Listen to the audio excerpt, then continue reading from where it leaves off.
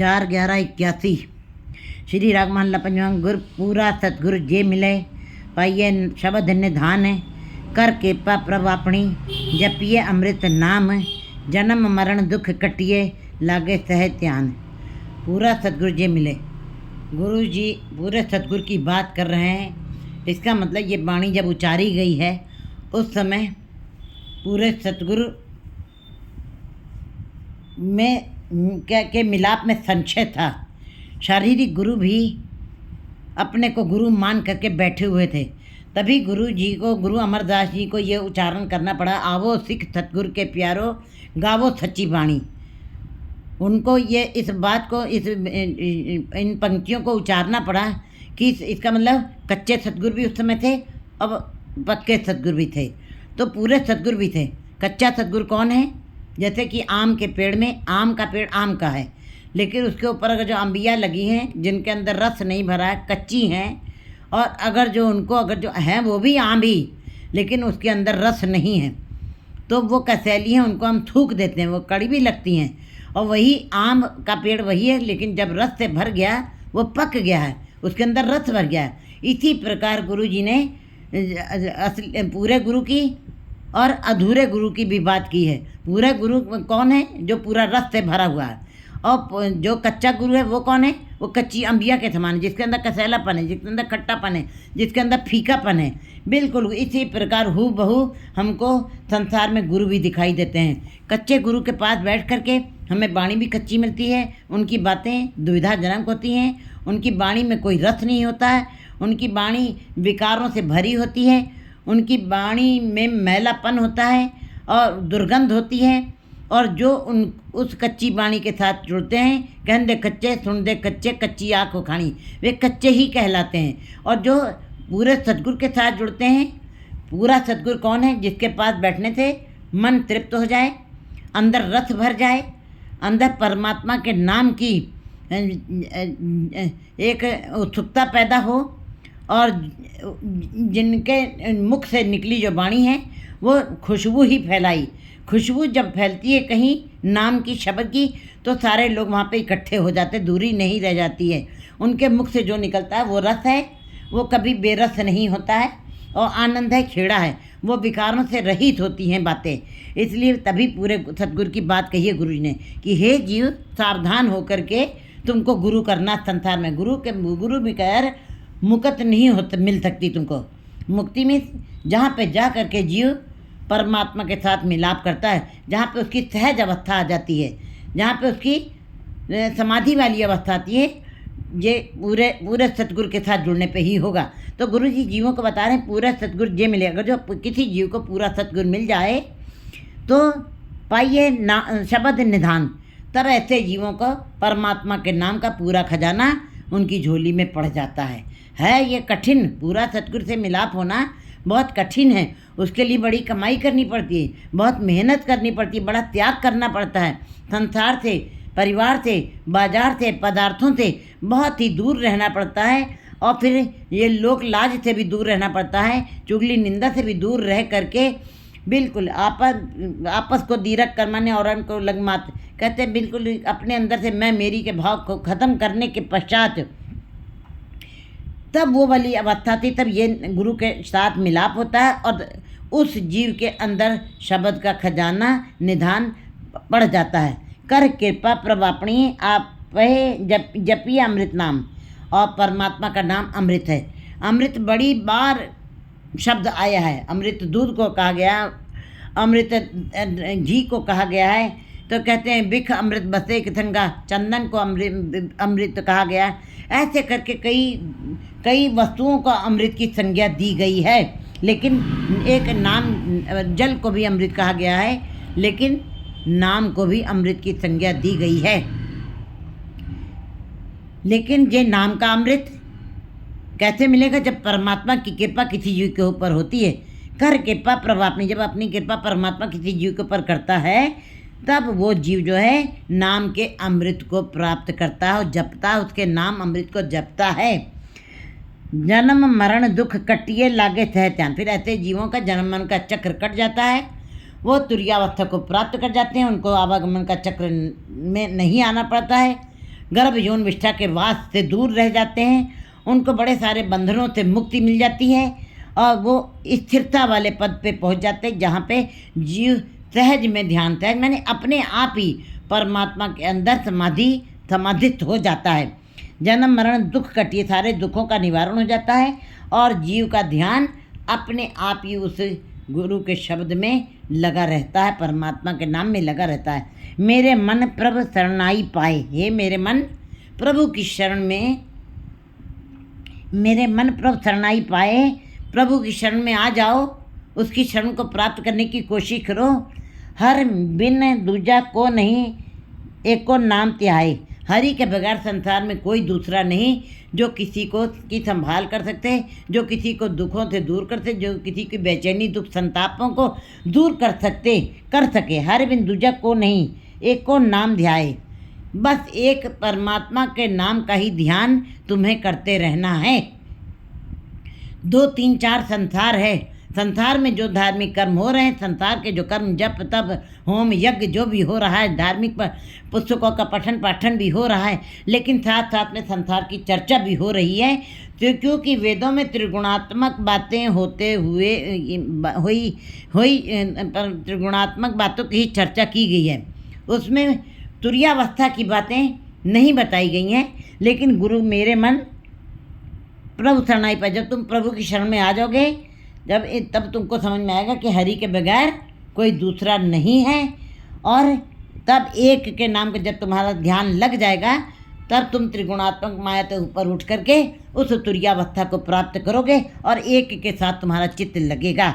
और एक के साथ चित्त लगने का मतलब है आशाओं तृष्णाओं से कामनाओं से ऊपर उठ गया है जीव, क्योंकि आशाएं तृष्णाएं कामनाएं समस्याएं हैं और समस्याओं में रहते हुए जीव कभी समाधित नहीं हो सकता है। समस्याएं तभी खत्म होगी जब एक के साथ ध्यान जीव का लगता है और समस्याएं खत्म होती हैं और जीव समाधि लीन हो जाता है, स्थिर हो जाता है मन।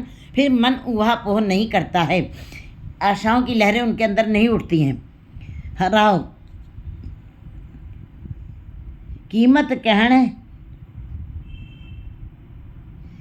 कहण न जाइए सागर गुणी अथाह, वो परमात्मा की कीमत को ही नहीं डाल सकता है, क्योंकि वो परमात्मा अमूल्य है।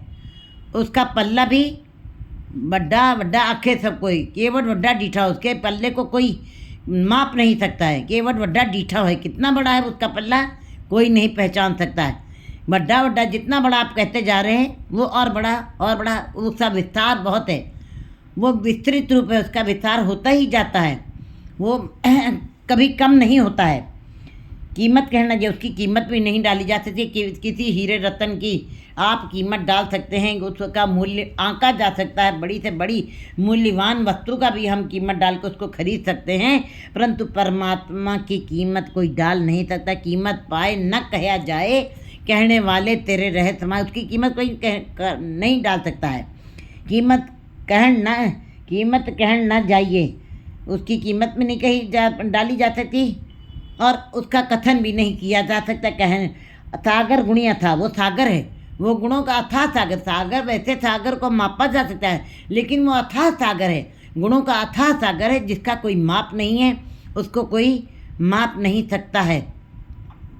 एक नमक की डर्री समुद्र के अंदर गई है, वो कहती है कि मैं था को नाप के आ रही हूँ, बाकी सारी नमक की ढेरियों को बाहर कह के गई है कि आप यहीं रहो, मैं अभी आ रही हूँ।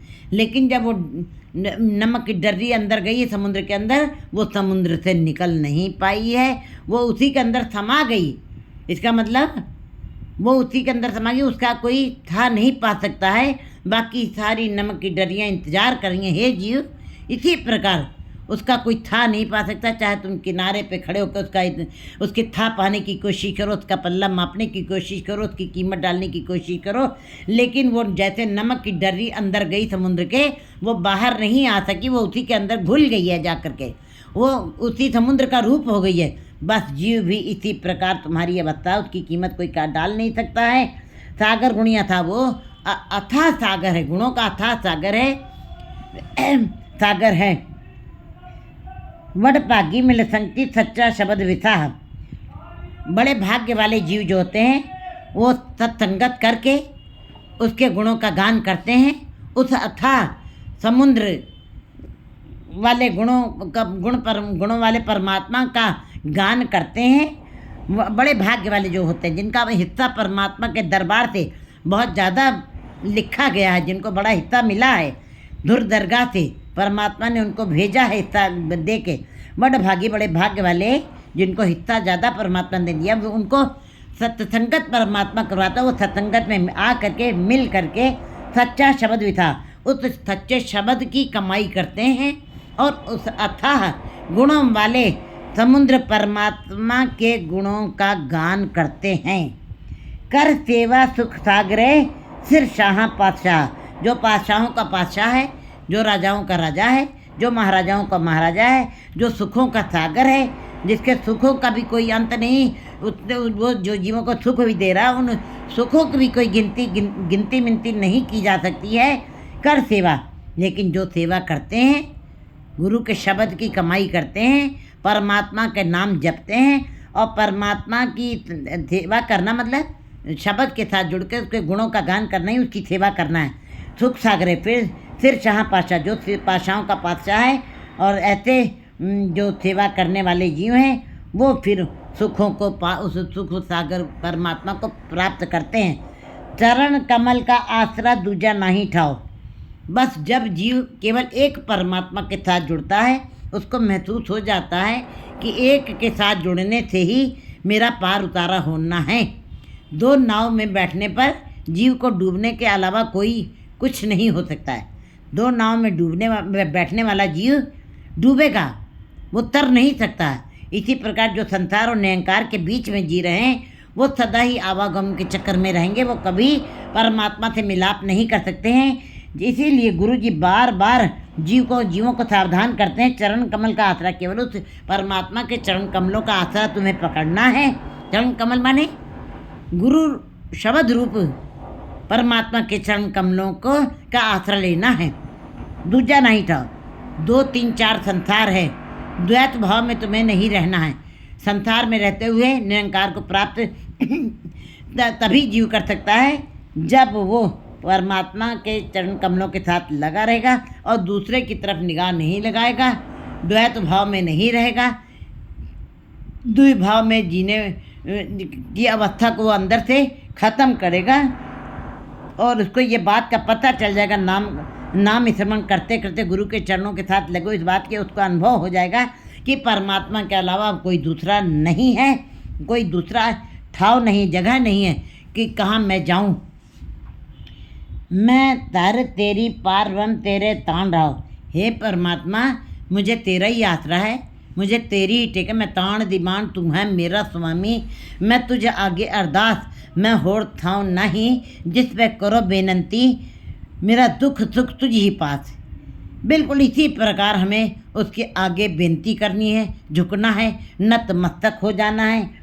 मैं तर तेरी पार ब्रह्म, मुझे तेरा ही आसरा है, मुझे तेरा ही टेक है। हे पार ब्रह्म, तेरे ताण रहा, मैं तेरे ताण से ही मेरे अंदर ताण है, तेरे मान से ही मेरे अंदर मान है। जिसके अंदर ताण नहीं उसको मान किसका है?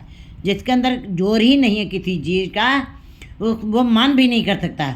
मैं मेरे अंदर, हे परमात्मा, तेरे ताण से ही मेरा मान भी है। इसका मतलब ताण के साथ मान है। अगर जो ताण नहीं है, शक्ति नहीं है परमात्मा के नाम की, तो मान नहीं मिलेगा। निमाणिया प्रमाण तू तेरे संग समाओ, कहते हैं निमाणियों को मान देता है। तभी तो रविदास जी ने कहा, ऐसी लाल तुझ बिन कौन करे, गरीब निवाज गुसैया मेरा माथे छत्र तरे। मैं तो निम्न जाति में जन्म लिया हूँ और निम्न कार्य कर रहा हूँ, मेरे ऊपर ये छत्र आपने ही धारण किया है। आप ही निमाणियों को मान बन गए हो, आपने ही इन निम्न लोगों को भी ऊंचा स्थान प्रदान किया है। निमाणिया मान है, निमाणिया प्रभ मान तू। हे परमात्मा, तुम निमाणों के मान बन जाते हो, निताणों के, जिनके पास कोई जोर नहीं होता है, जिनके पास, उनके तुम ताण बन जाते हो। जिनका कोई आसरा नहीं होता है, उनके तुम आसरे बन जाते हो। मान तू तेरे संग समा, मैं तेरे साथ रहते हुए मैं तेरे में ही समा जाना चाहता हूँ। पानी पर हरि और हरिजन, जैसा हरि है, जैसा हरि है तैसा हरि ही हो। तैसा हरि हरजन दुई एक हैं, बिब विचार किछ न है। कहता जैसा हरि है परमात्मा वैसा ही हरजन चाहता है। जैसा परमात्मा आप है वैसा ही वो जीव को देखना चाहता है। जो जीव उसी का रूप हो जाते हैं। हरि आप है जैसा वैसा ही हरजन होना चाहिए। हरजन कहता चाहिए जैसा हरि होए, तभी उसकी पूरी भक्ति परमात्मा के दरबार में स्वीकार होते। जैसा हरि है वैसा ही हरिजन हो जाए। जैसा हरि है वैसा ही हरि जन जब बन जाता है तब परमात्मा का रूप होता है और तभी उसके अंदर समाने की अवस्था आती है। हर जपिए आराधिए आता 8 पहर गोविंद। उस हरि की ही जाप जपना चाहिए, उसी की आराधना करनी चाहिए। और 8 पहर, गुरु जी 1 पहर की भी बात नहीं कर रहे हैं, 8 पहर की बात करें, क्योंकि ये श्वासें गिनी मिनी पड़ी हैं। लेखे खाना खाना लेखे वाट चलाओ। जीवों का खाना भी निश्चित है, परमात्मा ने दिया हुआ है। जो बचपन में ज़्यादा खा लेते हैं वो जवानी में रोगी हो जाते हैं। जो जवानी में ज़्यादा खा लेते हैं वो बुढ़ापे में नहीं खा पाते हैं। खाने का भी निश्चित बिल्कुल अन्न दाना पानी सब तुम्हारा गिना लिखा, और श्वासें भी तुम्हारी बेटे लेखे वाट चलाओ। तुम्हारी श्वासें भी गिनी मिनी पड़ी हुई हैं। इसलिए हे जीव 8 पहर इन श्वासों को जो गिनी मिनी पड़ी हैं उस ईश्वर के नाम में लगा दो, उसी के साथ लगे रहो।